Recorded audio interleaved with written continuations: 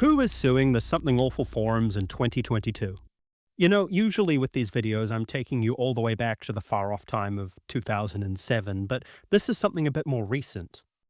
If you are watching this a decade from now, just to anchor you in time, Russia was about 2 months into their special military operation, and Lotax, the founder of Something Awful, had just died a few months earlier in November of 2021. By mid-2022, Something Awful was under new ownership and getting absolutely hammered by distributed denial of service attacks. Lotax has come beyond the grave to DDoS my balls, oh no! The site would go down for hours, sometimes days at a time. Forums were inaccessible, the whole thing was a mess. Jeffrey was unable to fix the webs, and in the middle of all this chaos, someone decides it's the perfect time to file a lawsuit. Goons were taking it well, cracking jokes, and yeah, well, you know, you've seen the title, fun starts on page 3, so let's just go there. And scrolling down, there's a post waiting here from a user named Mole Radical. Maybe it was the guy who filed a civil rights lawsuit against the site last week, along with a link to a Justicia page with the case Crawford v somethingawful.com. So, let's find out what the fuck is going on. At this point, even Jeff didn't know about this, and according to the court docket on April 7, 2022, Mr. Crawford filed a pro se civil rights lawsuit, meaning he's representing himself, against Something Awful in the Northern District of Illinois. The fact it was categorized as civil rights basically means it could be anything from they violated my First Amendment rights to I have the constitutional right to post on your forums. Which gets me asking, much like this person, is there some way to see the filing details because I'm super curious? Turns out, someone in the thread managed to get their hands on Mr. Crawford's actual complaint, and it is spectacular. So this guy, a man who had been arrested just 2 months earlier for screaming racial slurs at post office employees, which we will get to, just you wait, filed a civil rights lawsuit against somethingawful.com because, well, there's a lot. I'll break them down by category, but there's a lot. Let's start with the customer service issues. There was no customer service. Cannot find hidden thread started by a user. Posted a thread in customer service subforum and it was deleted. Difficult to find one's posting history. Cannot view one's own post history until one pays money. Difficult to find one's user ID. There's the forum features he doesn't like. Bookmark threads I post reply in by default feature doesn't work. The default signature is this thread brought to you by a tremendous dickhead. The post reply box on newreply.php is missing many modern features. Can't use certain tags when creating a thread. Users are forced to pick a thread tag, which is the little icon you see in the forum, like you'll be able to tell something's a shit post or if it's politics, there's a lot of those. And posts are automatically passed into small thumbnails when replying. He has issues with content moderation. Something Awful refuses to allow posts containing nudity or any other questionable material. You're immediately punished if one posts porn. Posting links to other illegal content is prohibited. And the rules page states, we reserve the right to ban anybody on the forums, especially furries, Scientologists, and libertarians. He's also upset that things cost money. Like, right here, he says, an account costs money. Users can change other users' custom titles for a price. New users are given a newbie avatar that costs money to remove. Removal of advertisements costs money. Changing your username costs money. It costs money to upload a smiley. This man hates that there are things that cost money. He has miscellaneous other grievances. Many of the moderators and administrators are missing their contact information on the contact directory page. Users are told how to post in the rules page, and not-for-profit advertisements are $22 cheaper than commercial advertisements. And finally, his discrimination claims. I've been repeatedly suppressed because I wrote the word actively discriminating against me in particular. Many different users state they do not like me or want me posting. That list of grievances is pretty good as an ad for the Something Awful forums. But how did this lawsuit go? Well, I've got a timeline here. On April 7, 2022, in the morning, Mr. Crawford files his civil rights lawsuit against somethingawful.com in the Northern District of Illinois. He files pro se, representing himself, and submits an application to proceed in forma pauperis, which means he's asking the courts to waive filing fees because he can't afford them. The case gets randomly assigned to Judge Marvin E. Aspen. The clerk's office sends out a notice asking if all parties would consent to having a United States magistrate judge handle the case instead. This is standard procedure. Nobody responds because, like I said, Something Awful doesn't even know they're being sued yet. At some point around here, someone actually reads Crawford's complaint. I like to imagine a law clerk's face as they read through the pages of grievances about forum search functionality and going, this is awful. Because on April 11th, 2022, the case gets reassigned. Judge Marvin E. Aspen is no longer on the case. It's now going to the Honorable Sharon Johnson Coleman. This happens sometimes when a judge looks at a case and go, yeah, I don't need this on my docket, actually. On April 12th, 2022, Judge Sharon screens the complaint under 28 U.S.C. 1915, which is the law that lets courts dismiss frivolous lawsuits from people proceeding in forma pauperis before they waste everyone's time. She issues an order dismissing the entire lawsuit for lack of subject matter jurisdiction.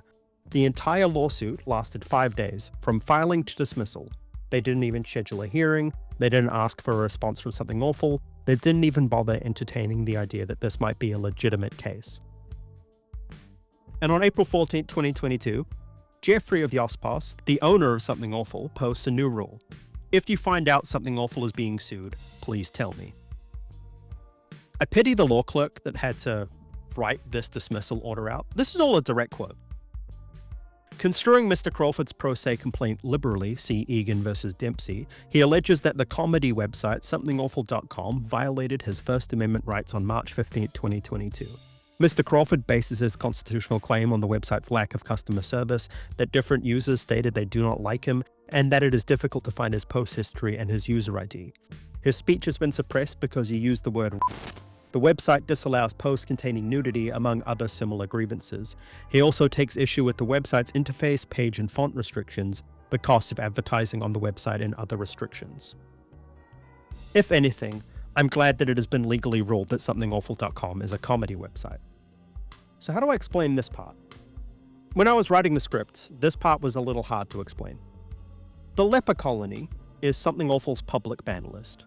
When you get banned, your offense in the post that got you banned or probated, which is a temporary ban, gets immortalized there for everyone to look at and mock. There's a bot on Blue Sky that tracks him, by the way, if you're on that site. This is a complete list of every time he'd been banned for breaking forum rules, filed with the court as proof of his discrimination. He also submitted the forum rules. Some users later in the thread remember his various usernames for one reason or another.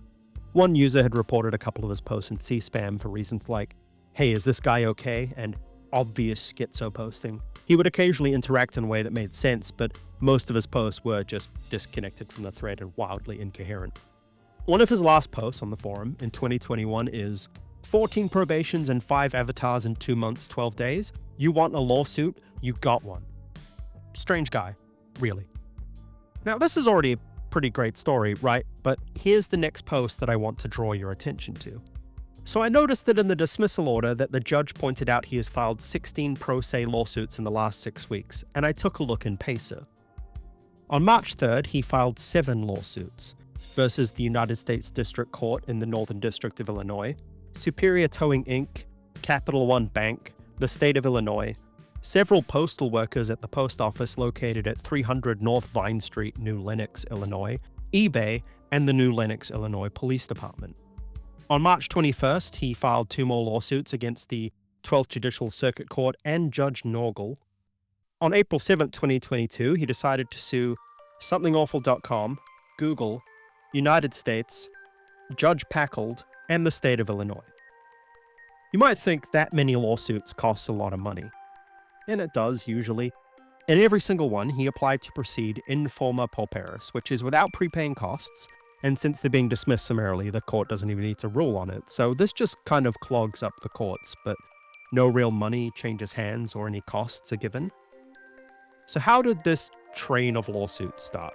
Well, it all started on February 16, 2022, when Mr. Crawford had a bit of a situation at the New Lenox post office. At about 11:15 a.m., officers were sent to the New Lenox post office in response to a disturbance. Crawford became irate when employees would not accept and mail his package because he wouldn't follow proper procedure. According to an employee, Crawford began yelling racial slurs and vulgar statements at everyone inside the building. He was arrested and charged with hate crimes and disorderly conduct. He posted bond and was released. And then he decided to sue everyone.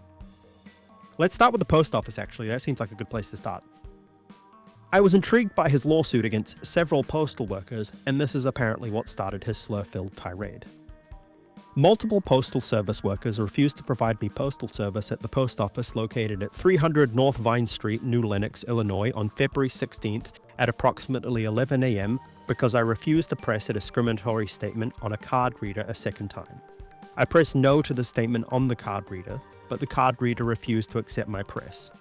The postal worker requested the postmaster to come out from behind the counter to press no to the statement on the card reader for me. This would be the third attempted press of no to the statement on the card reader. The postmaster refused to come from behind the counter to press no to the statement on the card reader because I was refusing. I began verbalizing my complaints to the entire post office when a third postal worker also refused to help me send my parcel and/or press the no to the statement on the card reader.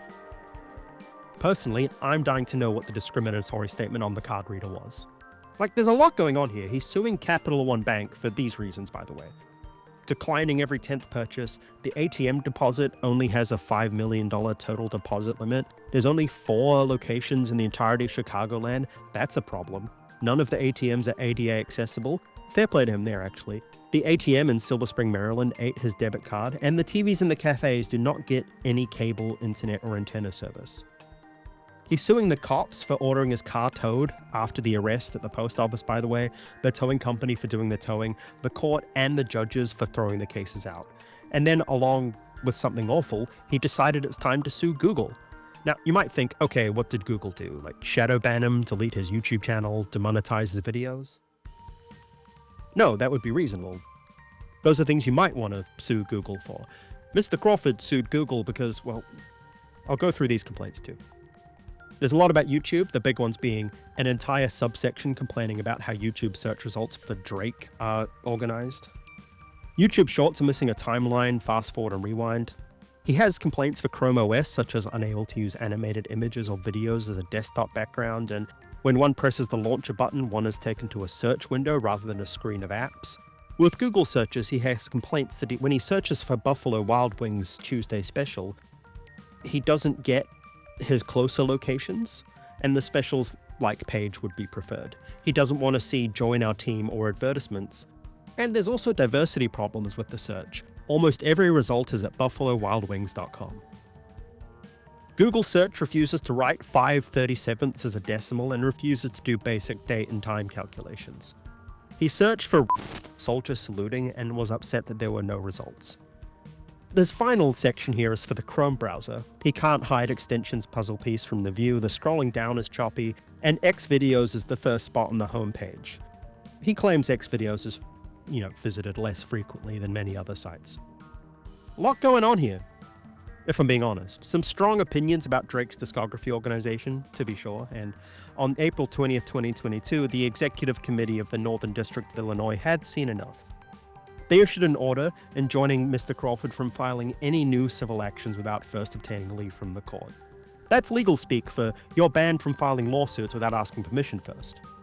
It does get better. The order also required that a representative of the U.S. Marshal Service shall accompany Mr. Crawford at all times when he's present in the Everett McKinley Dirksen building, which is the federal courthouse in Chicago.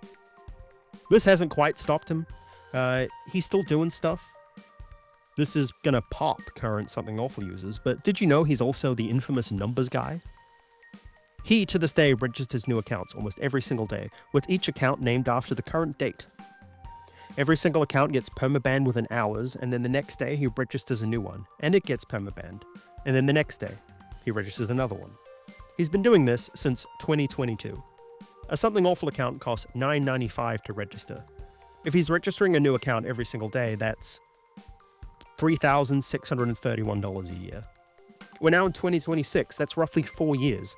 We're up to nearly $15,000 of Something Awful accounts. That's nice used car money. That's several months' rent. As one poster puts it, all of his posts are schizophrenic white noise, and he's still going. He's keeping Something Awful alive. I don't know where he gets the money from, but I think this is as good as any point as to say, my name has been MLYP. Thank you for watching, but especially don't forget, the internet makes you stupid. Walk into the bank with some shit in your pants. Cause you had too many crystals and you somehow tried to dance. Walk up to the teller with an awkward grin on your face. Hand over the shitty check to him and it's time to get paid. But he says he can't cash it cause it's covered in shit. There's no way to sign it, and it's not even legible. No!